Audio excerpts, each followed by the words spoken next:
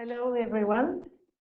Dear alumni, I am very happy to welcome you here for the Faculty Impact Sessions. I am Valérie Jobard, Head of Faculty and Research Valorization, very enthusiastic to be part of this first edition of the Alumni Virtual Camp.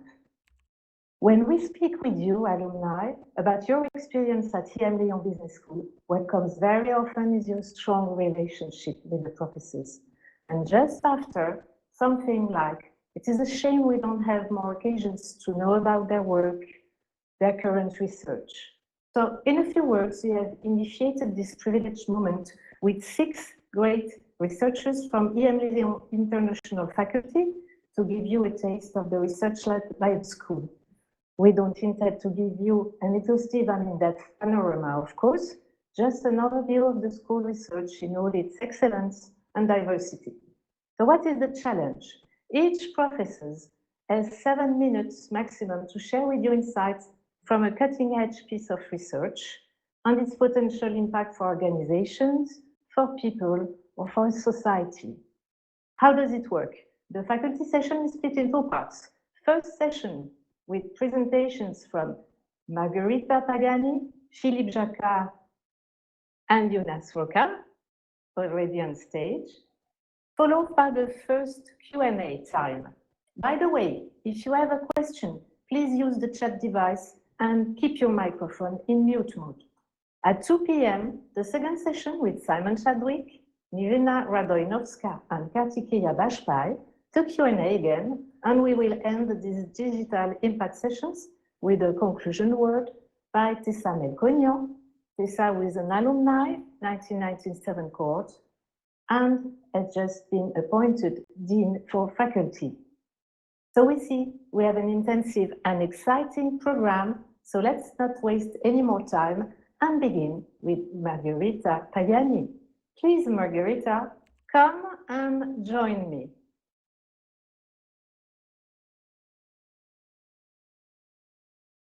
So, Marguerita is Italian, professor of digital marketing. She holds a PhD in management and an HDR, which means that she has the ability to direct research. Marguerita is the director of the EMLYON Research Center on Artificial Intelligence in Value Creation. She's also the co-director of the school's Master of Science in Digital Marketing and Data Science. Her research area is related to the impact of AI and robotics in consumer behavior and the dynamics of digital platform and digital ecosystems. Inside the research center, Marguerita and the team of some 20 researchers are working with several prestigious institutions around the world, like the MIT Design Lab or the University of Southern California.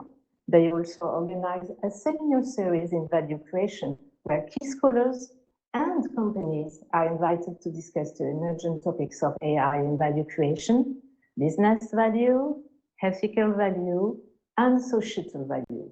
Based on her research, she's about to publish a book on AI for sustainable value creation, which will be released early 2021. We'll keep you informed. As a preview, this is precisely what she's going to tell you about today. So Marguerita, the floor is yours. Thanks, Valerie. Thanks, everybody. I switch on my camera.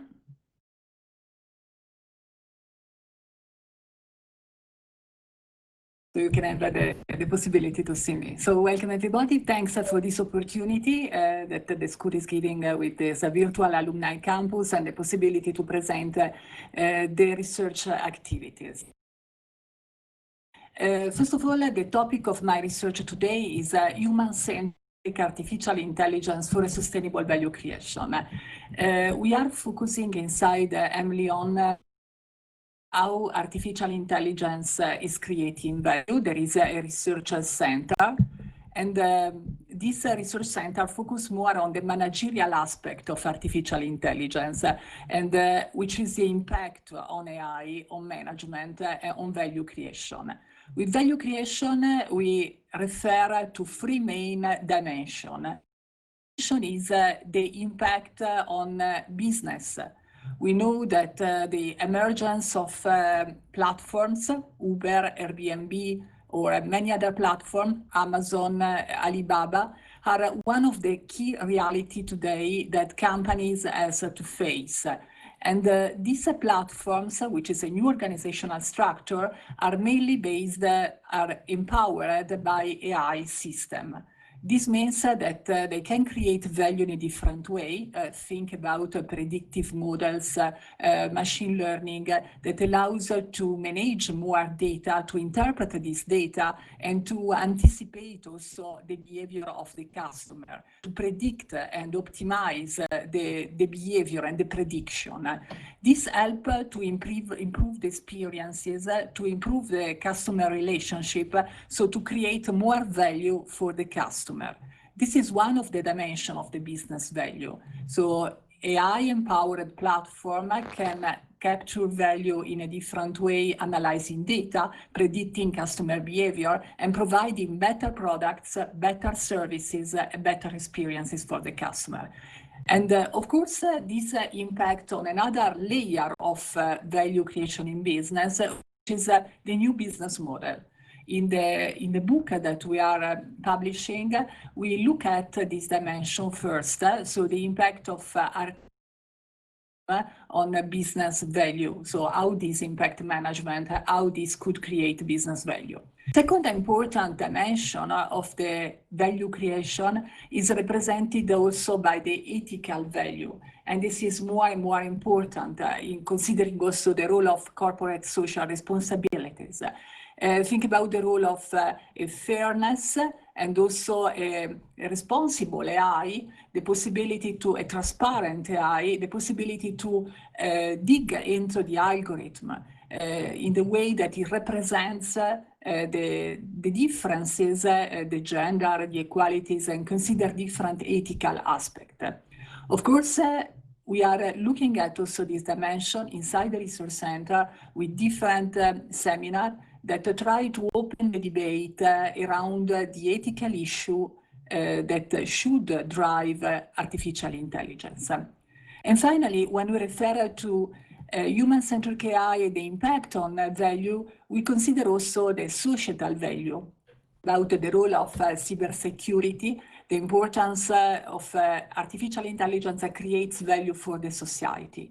And also related to this third dimension, inside the research center, we are organizing events. There was a seminar on cybersecurity, but we are trying to see also the impact on healthcare or inside the society with the smart city. And also we are working with the design lab at MIT, looking at the societal impact of different AI systems. So looking at AI and how artificial intelligence creates value, we consider this three value layer as one of the three dimensions of our research inside the research center. And we're very open also to collaborate with companies and those interested in exploring the research that the researchers inside the research center are developing, and also to participate to the seminar and conferences that we are organizing around these three layers. But I would add also another important dimension, which is represented by the human-centric artificial intelligence. So when we look at artificial intelligence, we don't consider only the technical issue, so coding, the algorithm, the hard skills, but we look at more how the human is at the center. Management is a social science discipline, so as to put the human at the center, and how AI changes the way humans live in terms of customer, in terms of user, and so services that can be provided.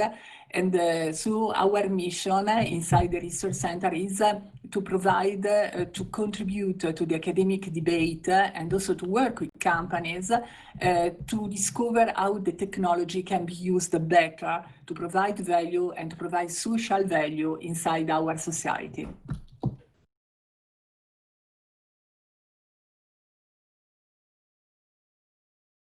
Okay, thanks for this opportunity. I leave now the ground to Valérie. So thank you very much, Marguerita. And now I ask Philippe Jacquard if you can join us, Philippe.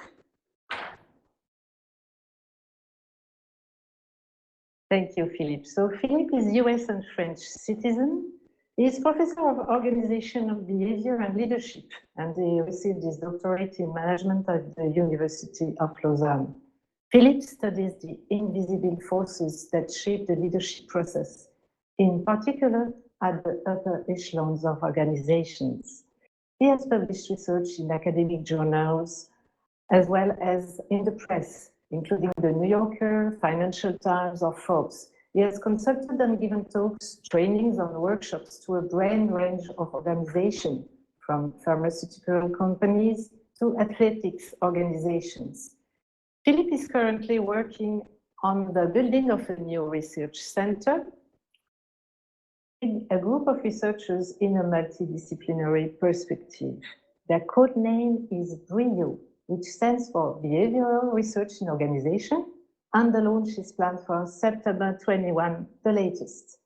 So as for today, Philippe is going to explain why Donald Trump should probably win the US elections again, based on an original predicting model adapted to the current context. His research had already forecasted Trump's elections 4 years ago. We are talking about peacocks and charisma. But what all this is all about, we are eager to hear you, Philippe. Thank you, Valérie.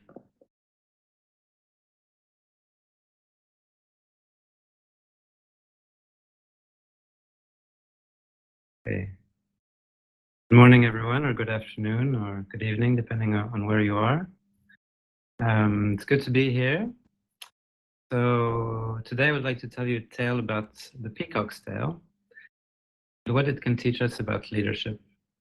And I thought we could begin this story by thinking about some of those great leaders of the 20th century: Mandela, Martin Luther King, Gandhi. So you think of Mandela, who was able to undermine the apartheid system from within the confinement of his prison cell. Martin Luther King, Gandhi, who both helped overturn incredibly oppressive systems.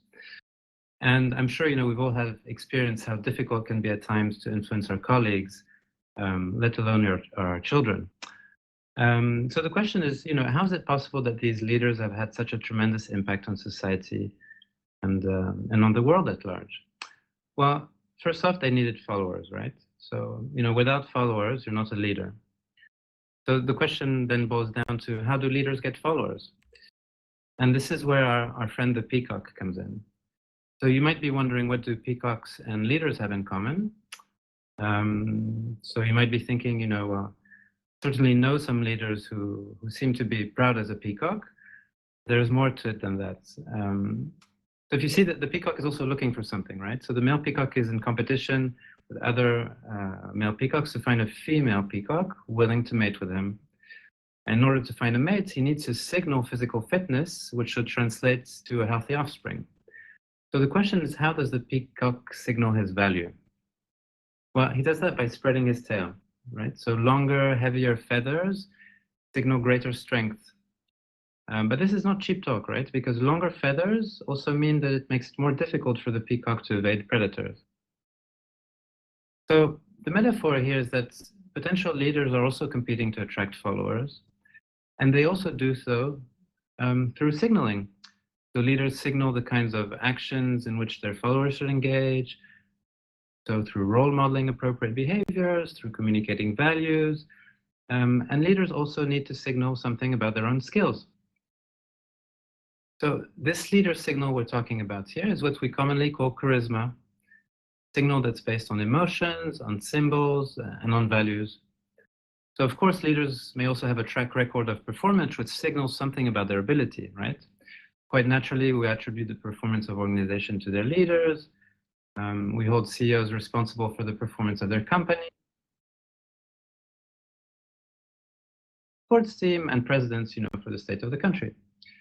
Why we fire coaches when teams lose, and why presidents are ousted when the economy is in the slumps. So Valérie alluded to this, but presidential elections are a wonderful arena to see these dynamics at play. With my colleague John Antonakis from the University of Lausanne in Switzerland, we have published a few years back a model where we try to predict the outcome of US presidential elections precisely using performance signals and charisma. So what we've done is we've built our model based on an existing macroeconomic model, which was developed by Raymond Fair at the University of Yale. And his model does a very good job already at predicting who will win the elections, simply using macroeconomic data and data about incumbency in the White House. So his key prediction, or the mechanism that's underlying his model there, is that, you know, if the economy is doing well, basically we vote for the same candidate again, for the incumbent's party or the incumbent candidate. So in the current election, you know, Trump has an advantage as an incumbent because he's a familiar figure. During his term of office, there have been at least 3 quarters of good economic news, so where we have, you know, GDP growth of over 3.2%. Inflation's at low levels. But that being said, you know, Raymond Fair model predicts a victory for Joe Biden, but a close call victory, and that's something that's going to be important for us here. So what about charisma? So this is what we've added to the model. Basically, we've added an objective measure of charisma for both candidates, which we've coded from the speeches they delivered when they were nominated by their parties. And back in 2016, we did the same thing, and we found that Hillary Clinton and Donald Trump were equally charismatic on the basis of their speeches, and accounting for economic and incumbency factor, we predicted a victory for Donald Trump. So in the current election, we found that Biden's speech is somewhat less charismatic than that of Trump. And, you know, in the context of a close call election, what we've found and what we've theorized is that really people pay attention to charisma. So this should be tipping the scale in favor for Trump. So depending, you know, on where you stand, you might find that Trump is charismatic or that he's despicable. But remember the peacock, right? So the peacock signal, right? It's a costly signal because longer feathers make it harder to escape predators. And charisma is also a costly signal because it polarizes others based on the values you communicate. And we've seen this very clearly in the United States since Obama's first election. You know, some considered him to be the savior and some considered him to be the antichrist.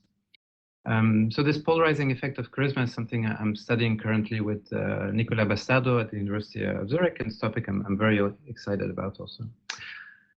So keeping the current election in mind, obviously, you know, I trust our model, but does our model stand in the current situation? You know, it hasn't been developed to account for the effect of a pandemic. We don't know what the effect of COVID will be. You know, there's a lot of talk about election tampering, gerrymandering, voter suppression. Donald Trump saying, you know, he's not going to fund the postal services so that they won't be able to handle postal ballots. So it's really not entirely clear what will happen. Anyhow, I hope next time you think about leadership, so you'll remember this image of the peacock spreading its tail, spreading its feathers, and you'll remember that signaling charisma, it's about signaling emotions, signaling symbols and values.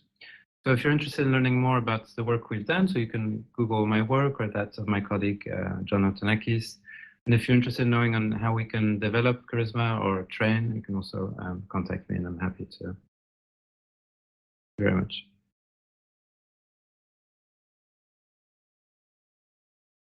Thank you very much, Philippe. Though your prediction sounds kind of a little worrying. And now I'm very happy to introduce Yuna Srika to you. Yuna, please, can you come and join me? Ah, sorry, I did it the wrong way. Hello.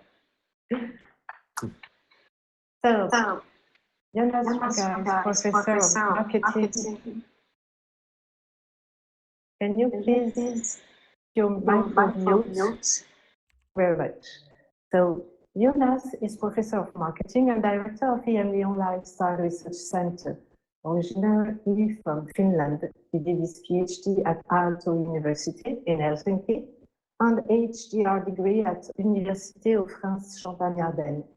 Jonas is a consumer research by training, focusing his research on understanding consumer experience and the mediation of experiences via digital and visual media. Some of the contexts of his research include sports, tourism, luxury, marketing, and branding. His research has received important awards, and his work has been published in the leading journals of his field.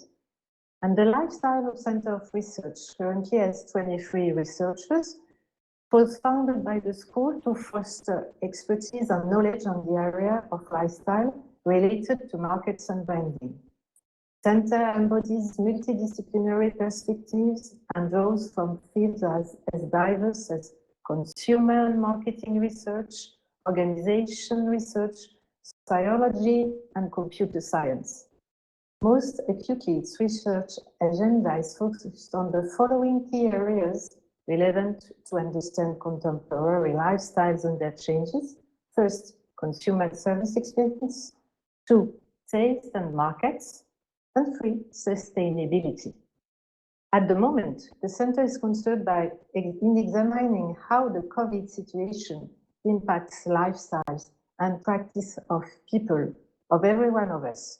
Something that Jonas is going to talk about right now. Thank you, Jonas. Thanks. I'll just turn on the screen.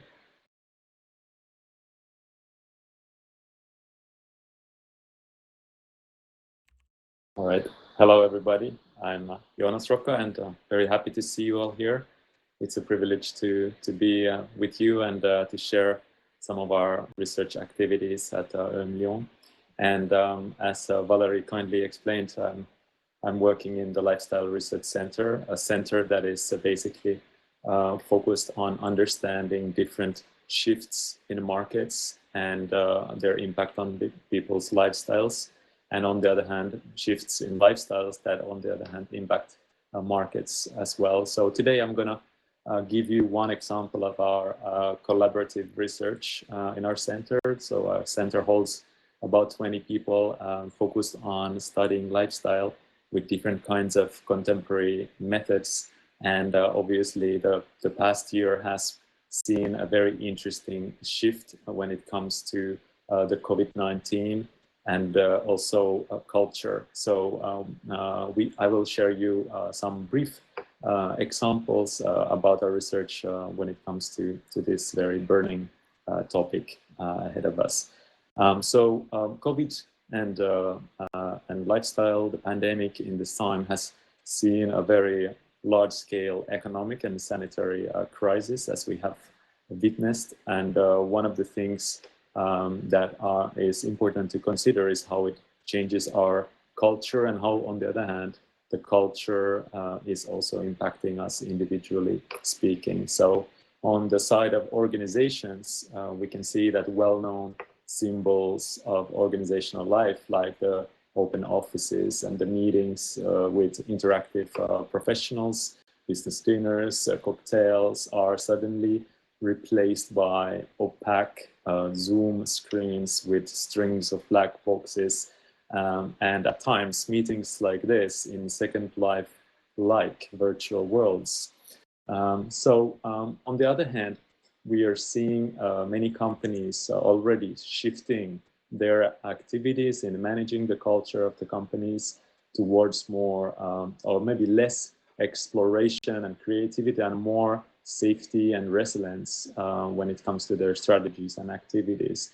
For example, a company that our lifestyle center is working with, Club Med, which is a holiday resort company, they are facing heavy challenges in trying to understand and make sense of the new normal in a situation where they really need to invent the social life again. How do we end up having a good time together in this new world?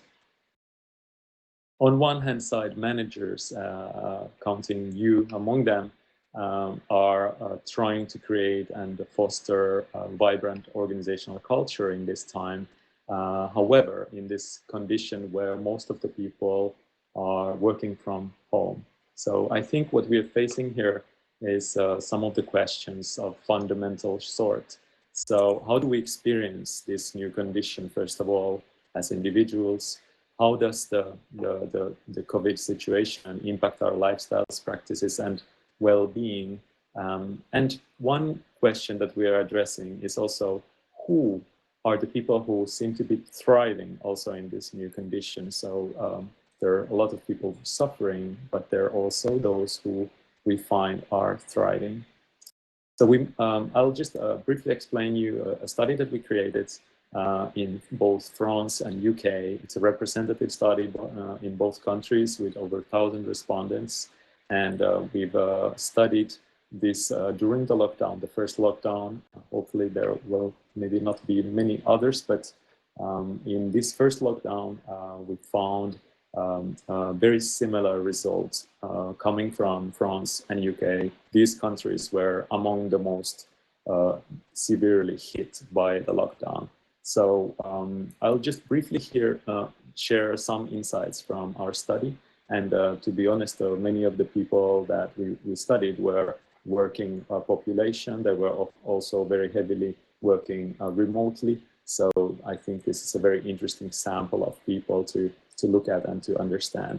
What we kind of try to focus on here is the dynamic linking with well-being. So here well-being we understood as a sort of, on the other hand, a psychological, mental well-being, which often is linked with how we live through positive experiences and frequent positive emotions or negative ones, how we consider our lives meaningful, social relations and self-assessment also meaningful, or there's also the physical side, how our physical health, our bodies, you know, we report them to be either decreasing or increasing in health.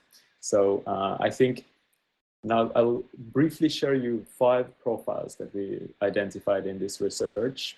And based on our findings, I would also guess that actually in this audience that we have here, we are more likely to have people who were thriving in the lockdowns. So let's see how you think about that. 2 of the profiles that were thriving, so successful in terms of well-being, counted, first of all, 21% of respondents belong to the thriving profile. And here's a very interesting profile of people who during the lockdown were experiencing a lot of frequent and strong positive emotions. They also claimed that their physical health had actually improved rather than decreased. And so in this group of people, we saw a lot of professionals, a lot of women, a lot of family members. So I will briefly discuss you what implications this might have. The second profile that we also consider to be among the successful profiles is the oscillating profile. So 20% of people who actually were characterized by both strong positive but also strong negative emotions, like kind of fluctuating emotions during the lockdown. And interestingly, this group had, in comparison to the first one, a little bit more families involved there. So this can maybe explain this fluctuation as we will go further. Third group, third profile in terms of well-being was stable. 18% of the respondents, very similar in France and UK.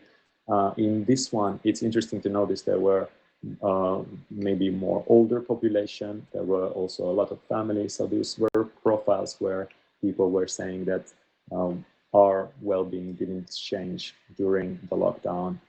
Then let's move to the final 2 profiles, suffering profiles. The first one, withering profile, 29%. So a large segment of the people we studied was more characterized by the negative emotions. 37% of the members suffered in terms of physical health. Here we are moving into groups of people that had been experiencing heavy financial changes in their financial resources, but also in their workload and also in terms of their age. The worst profile we identified was called apathetic. So where most of the people experienced very strong and negative emotions and very few positive emotions. They were struggling in terms of their physical health as well. Interestingly, young single men were found in this group, and also those who had suffered in terms of their finances and changes in work. What can we learn from this brief and a quick look into the 5 profiles. Well, first of all, we can find that actually many people have managed to resist also this mental toll and this kind of a heavy consuming situation, crisis situation. And we can find several reasons that can help explain why certain people were suffering more, why certain people were more successful. Our initial findings find very clear explanations in terms of income. So income and changes in financial situation were explaining perhaps most the suffering or the thriving people. Also number of people per family. So this is interesting in the sense that single ones were thriving much more, were suffering much more than families. Actually, married couples were thriving the most, according to our respondents. So you know what to do.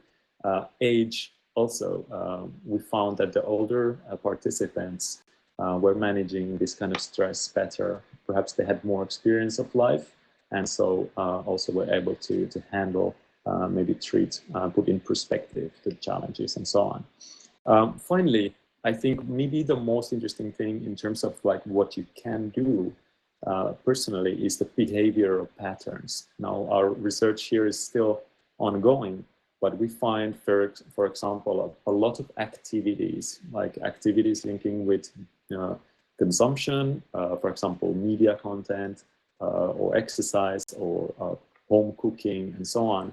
All of those activities very consistently were more pronounced in the thriving category. So, the people who were watching Netflix or, TV, or, were playing in TikTok, the most downloaded app during the lockdown, those people were actually associated very clearly with those people who were thriving. Families doing things together, cooking at home, exercising, those were always very clearly linked with the profiles that were thriving. And so here's some ideas that I wanted to share. We are going deeper into the findings in the future. And if you want to know more about our research in this area, or if you want to just get familiar with the kinds of methods we do use, Google Lifestyle and EMLYON, you'll find our website. And we have many potential collaborations with companies that we're searching for example, in relation to studying customer experience at the time of COVID, or we are also doing research workshop. For example, 30th of November, we have a workshop on COVID with very interesting speakers there. This is also free to attend. So I'll stop here, and I thank you very much for your attention, and see you.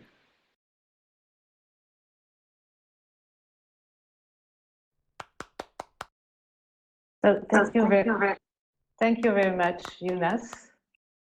I think that we will type in the chat at the end of the sessions all the websites and the name of the research centers and the name of the directors, and the information to connect yourself to the website, so you have more information about the research we are talking about.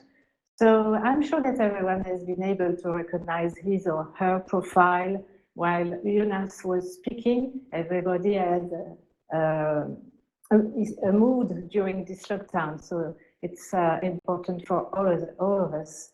Now it's time for the Q&A session. We have around 20-25 minutes together, so if you have questions to ask to our professors, please don't hesitate using the chat device. So if there is no question for the moment, I may begin. I have a question for you, Jonas. During this study, have you seen differences between UK and French people facing this lockdown and the kind of profiles you have been able to identify? I will use the mic, yes. Yeah, it was a surprise for us, because obviously we're talking about two very different cultures, two different countries and environments to live. And lockdown situations were also different, a little bit different in both countries. We find very similar profiles across these two countries when it comes to the well-being. And so I think this increases our confidence to say and to speculate that these might be more general profiles that we can see in other countries. However, of course, we would need to study more, and actually we will also keep on tracking how these profiles will be evolving. But I would say, if anything different, there might be, for example, the oscillating group. So the people who report very strong positive emotions and very strong negative emotions, so more fluctuation in emotions, that was more characteristic to the French population. Then, in turn, in the UK, the apathetic group, so the people that really felt quite bad during the lockdown and who withdrew themselves a little bit from the social interaction, that was a little bit more emphasized in the UK. And how do you explain that there were so many young people in the apathetic trial? That is a very good question. I think that, and I think we were also quite surprised to see that especially young men, living alone, would be in this category, very, very impacted by this kind of situation. But of course, there were a lot of things of the life of the young people that were closed: the schools, the bars, the gatherings, and so on. They were basically unable to do the things that they normally do. So maybe that can explain a little bit this characteristic. Sounds really, really very interesting. We're looking forward to hearing about the pursuit of your study. Thank you very much, Jonas.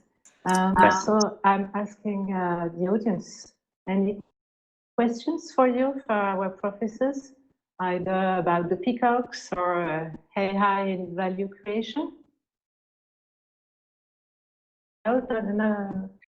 So I suggest we take a break and we come back for the second session. Simon Chadwick, Nevena Radoinovska, and Kartikeya Bashpai at 2 p.m. Thank you very much, everybody.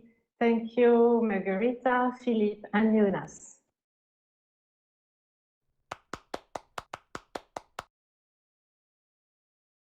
Really.